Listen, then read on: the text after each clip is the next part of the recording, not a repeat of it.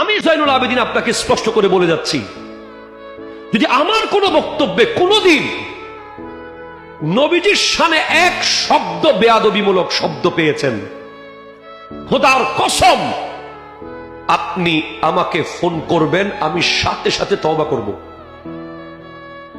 যদি আমি তওবা না করি, আপনি আমার বক্তব্য আর শুনবেন না, আপনি আমার পিছনে নামাজ পড়বেন না, আমাকে আপনি বয়কট করবেন। কারণ এই গোটা সৃষ্টি জগতের প্রধান অতিথি হলো আমার নবী। প্রধান অতিথিকে কষ্ট দিয়ে মাহফিল সাকসেস হয় না। ভাইজান, প্রথম কথা হলো, যদি আপনি অটল থাকতে চান, আল্লাহ আমার রব বলেছেন, এই কথার উপরে যদি আপনি অটল থাকতে চান মৃত্যুর আগ পর্যন্ত, আপনার জন্য প্রথম শর্ত হলো ইশকে মুস্তফা, নবীজির প্রেম।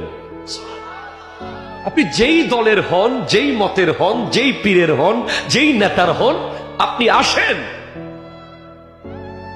আমরা মুসলমানরা এক হয়ে যাই।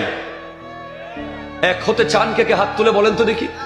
নারায়ে তাকবীর, নারায়ে রিসালাত, কোরআন সুন্নাহর আলো। মারহাবা, জোরে বলেন।